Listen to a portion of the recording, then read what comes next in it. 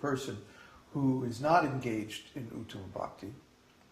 But to someone who is engaged in Uttama Bhakti, it's just normal. It's actually the normal condition of the human being, the normal condition of the spirit soul, to be engaged in activities only to please Krishna. Well, how can you live like that? Somebody might say. How can you live if you don't chase pleasure in this material world? And the answer is that Krishna gives us all the pleasure we need from within our hearts. Krishna is there as part of Atma. So when we act simply to please Krishna with no thought of pleasure for ourselves, Krishna reciprocates by giving us transcendental pleasure from within. And from without, he also acts in such a way as to support his devotee and protect his devotee. Remember last week we discussed, we had just spent $500 on incorporating, getting a non-profit corporation. And I said, I predict that soon that Krishna would replace that money. Well, he's already replaced over half of it. You see? So we don't worry about money. We don't worry about collecting donations. You'll never get an email from us, please donate. Starving devotees in Chile. If we really need to, we can work and earn money. We're not, complete doofuses in business. We know about these things. But the point is, Krishna is protecting us. And he's inspiring people to give to us. And that's his reciprocation for our devotional service. Do you think we're just sitting here collecting donations and laying around getting a tan or something? Going to the beach. It's nice and hot now. We could go to the beach. It would be very nice. But what are we doing? You come in our place any time of the day or the night, and either we're chanting, or we're studying, or we're preaching, or we're working on some project, or we're cooking, or we're cleaning. We're doing something to please Krishna. Every minute of every day. Day after day, 24 hours a day. That's Uttama Bhakti. That's pure devotional service. We're not engaging in any sinful activities. We're not engaging in any sense gratification. So you might say, well, that's so austere. How can you live like that? Well, all I can tell you is that Krishna is giving pleasure from within. And this pleasure is so profound and so satisfying that we don't need any of these external pleasures. This is Krishna consciousness. This is the actual nature of the soul. You see? Just like, let's say, suppose your nature is to be a musician. Or an airplane pilot, or anything. But according to circumstances, something prevents you from doing that. And how are you going to feel? You're going to be miserable, right? Let's say the whole joy of life for me is playing music, which at one time it was. So I can speak with a little bit of experience here. Then let's say something prevents me from playing music. This actually happened. I had a car wreck. That's how I lost all these teeth. I had a car wreck when I was 19 years old, and I couldn't play the flute, which is my main instrument, for, about 6 months. It was pretty miserable. So if you are getting a great deal of enjoyment from something, and then all of a sudden you can't do it for some reason, you feel really restricted, really, held back from your purpose in life. So as a spiritual being, our purpose is to serve Krishna, to serve the Supreme Personality of Godhead. And if we can't do that, or if we don't do that, or won't do that, we're going to be miserable.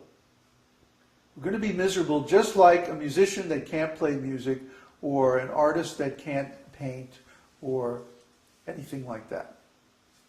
Because that's our real nature. That's our svarūpa. our eternal identity is already there.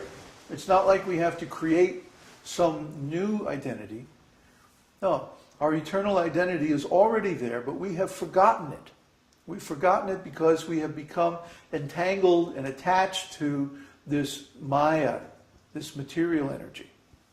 And because of that, we don't remember who we really are.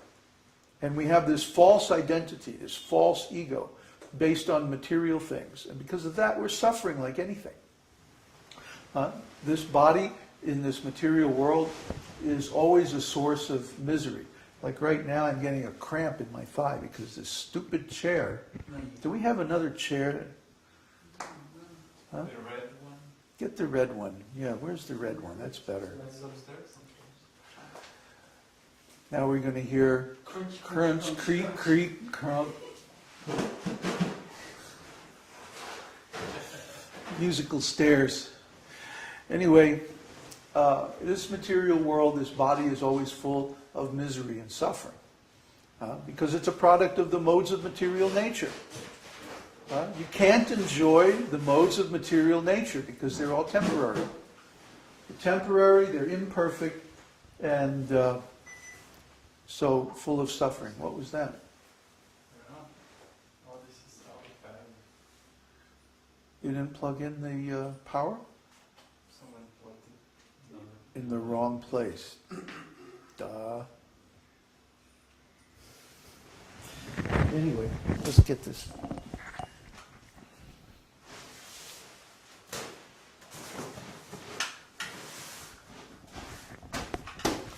I don't know if this one's any better. Let's try. That's a little better. Temporarily, anyway. Everything in this room is temporary. Even the microphone. It's not.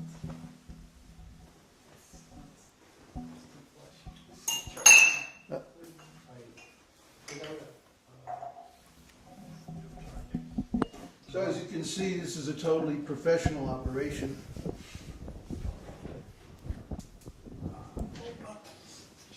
Anyway, can you fix that? Move the drum first thing. The material world is always a place of suffering because it's not our real home. That should go out in the sun anyway. It's not our real home. And this body is not our real identity. So how can we be happy here? This is not our svarūpa. But when we begin to practice bhakti, then we come closer to our real identity. And the more we practice, the closer we come. Until finally, when we actually realize Krishna, then we also realize who we really are in relation to Him. You've all heard me say this many, many times. It's not a big surprise. But when we look as far as the internal and external desires or characteristics of bhakti, we see that that also matches the internal and external characteristics of the soul. Thank you. So the external characteristic of bhakti is that Uttama bhakti is devoid of all desires other than to please Sri Krishna and is free from jnana and karma. These are called the taṭastha-lakṣaṇa because they define the limits of pure bhakti by specifying the characteristics that are not part of the nature of bhakti.